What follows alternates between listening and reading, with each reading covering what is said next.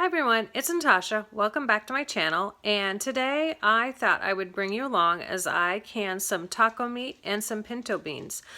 My daughter sent me a text message. She's in college and she recently pledged to a sorority, and they are having a taco bar, and she asked me if I would do the taco meat. Well, because she's in a dorm room, she doesn't have storage in a refrigerator for 6 pounds of taco meat once I get it fried up. So I thought I would go ahead and can some for her, so it'd be easy. She just keep it in her room until the day of the taco bar, and they can put it in the crock pot or however they're going to heat it up. And I decided, since that really wasn't a whole lot of meat to can, that I would go ahead and can some pinto beans so that I could send it with them for refried beans. So I thought that'd be super easy and fun and something to bring you along with as I do. So let me show you what the meat is that I'm working with. Hold on. Okay, so here is the meat I am using. I got, let's see, it is 4.5 pounds of 93% lean meat. I got it at Walmart. It was on clearance, so it was $4 and, or it's 4.5 pounds of ground beef, 93% lean for $17.19. So I thought that was really a good price. That makes it a little over, around $4 a pound, so that's really good. I also pulled out 2 pounds of beef to make it about almost a little more than 6 pounds from the freezer from our cow that we got last year. We're about out of that, so it's good to go ahead and use that up because I think we'll probably get another one in April. But this is the ground beef I'm working with, so I'm going to go ahead and fry that up, and then I'll show you what I season it with, and then we'll get it canned out. All right, so here's my hamburger. I got it frying up, 6.5 pounds of it. So I thought I would show you what I'm going to add. Now, some people say you need to be wary of adding spices when you can something because they can get stronger the longer it sits on the shelf. Well, like I said, this is not going to sit on the shelf very long. I'm doing this purely for convenience for my daughter so she doesn't have to refrigerate the taco meat. So it's barely going to be canned maybe 3 weeks. I think she's coming home for Easter. She'll pick it up with her then, and I think they're having their big taco dinner bar thing a couple weeks later. So maybe at the most 3 weeks this will be canned. So I wanted to show you what I add to it. I'm going to add some onion seasoning from Tastefully Simple. And I'll go ahead and put that in and let it cook with the hamburger so it can rehydrate. And then I'm going to show you what other seasonings I'm going to add. I'm going to add some of this Wahoo chili seasoning. I'm a firm believer in using what you have, and I don't have taco seasoning for 6 pounds of meat, so a lot of these are the same exact ingredients. This is a package of Simply Salsa Mix. Again, it's got a lot of the same flavorings in it, so I'm going to use that. And then I'm going to use this, the Mom's Taco, favorite taco seasoning from Tastefully Simple. So those are the three I'm going to add to it. And then if it needs any more, I've got a whole pantry full of various spices. I've got cumin, I've got chili powder, I've got paprika, all the things they put in taco seasoning anyway. So basically I'm going to cook it up like I usually do. I'll cook it up and I'll season it and then see how it tastes, and if I think it needs a little more flavor, I'll add that. If not, I'll leave it be. So I'll bring you back in a few minutes when the hamburger's already. Alright, so I've got all 6.5 pounds of hamburger fried up. Now you can see there's some liquid down there. Some of it's grease, some of it's water out of the meat. I'm going to go ahead and drain my meat and rinse it. Now, since this is a much higher quality of ground beef than you would get if you did like a 70-20, I always encourage everybody when they're going to can anything with ground beef to use a higher quality because you do have fewer amount of grease, and also that means that you have less of a chance of seal failures. Again, this isn't going to be canned long term, but you never want to take a chance. So I'm going to go ahead and drain the fat off and rinse this, and then I'm going to bring it back and show you once I add the seasoning. So here is the liquid they got off of that 6.5 pounds of ground beef. Like I said, it's not all fat, some of it's just water, but you don't want to risk your canning with that. So I drained it off. It's probably about a cup of liquid in there. Let's see, that's about a cup of liquid. So I'll drain that off and let it solidify overnight, and then I'll dispose of it in the morning. So what I'm doing right now is I am rinsing the ground beef with hot water. You don't want to use cold water because that'll congeal the fat and it won't come off. So I'm just rinsing off any of the fat that may be remaining on there. And then I'll let that drain, and then I'll go ahead and put it back in the pot and add the seasonings. Okay, we're back. So I've got all of the hamburger rinsed off. So I'm just gonna go ahead and pour in a can of tomato sauce for the base of my taco meat. It's just a can of, I think it's Kroger brand Organic Truth tomato sauce. I got it on clearance for 49 cents, $1 off, because it was a dented can, so not bad enough to hurt anything. So I'm going to go ahead and add those seasonings that I was telling you about earlier. This is the Simply Salsa mix.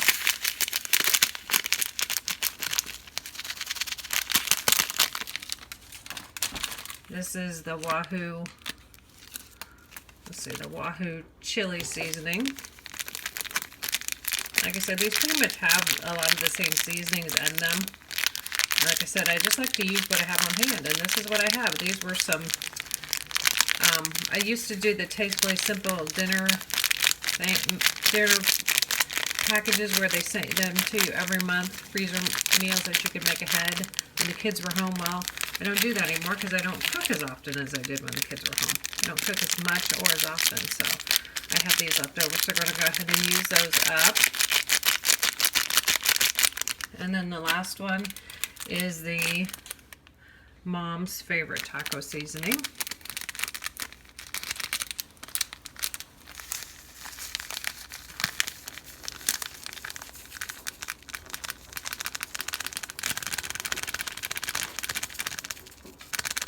That's why I'm not a good baker and why I'm a really good cook, because I just add things to taste.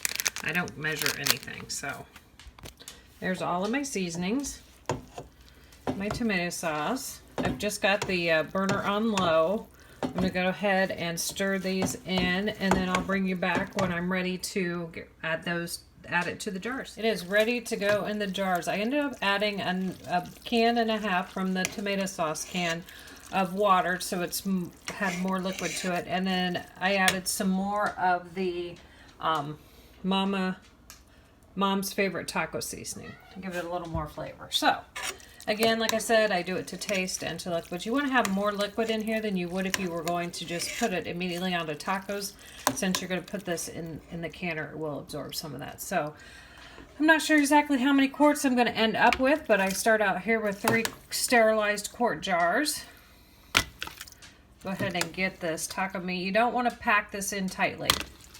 Just want to put it in and let the liquid and the meat do its thing. Let's see. And for a little bit more, went about a ½ inch of headspace in here. This won't do any expanding or anything, so you don't have to worry about that. So we add just a little bit more meat. There you go, there's your first jar. Now we're going to do the second jar. I put a towel down because I am messy when I fill these jars, so keep things a little neater. Here's my second quart. And fill it up.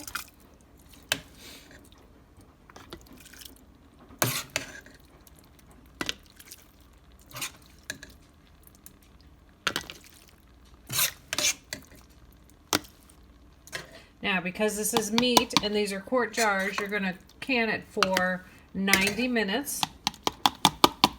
I told you I was going to do some pinto beans, but I realized I don't have any pinto beans. I thought I had some more in the cabinet, but I don't. So we're not going to do pinto beans with this. We're just going to do the jars of meat. So it doesn't matter if you're doing 14 quarts or 4 quarts, you're still going to have to can it for 90 minutes. So it's never about the quantity as it is, it's about the size of the jars and the fact that you're doing meat. And like I said, these aren't going on the shelf for very long, but taco meat is a really nice one to have on the shelf.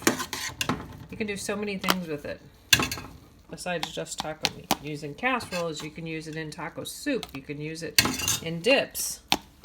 Use it about anything. Well, it looks like I'm going to have, I'm not sure if that's going to make a quart or not. So let me pause here and get another jar and see how much meat I've got left and see if we've got enough for another quart or another pint. I got my jars filled. I topped them off with a little bit of salsa because I was a hair shy for that fourth quart of taco meat, so I kind of divided up what I had between the 4 jars and topped each jar with about a quarter of a cup of watered down salsa. So that'll just add a little extra flavor to the taco meat.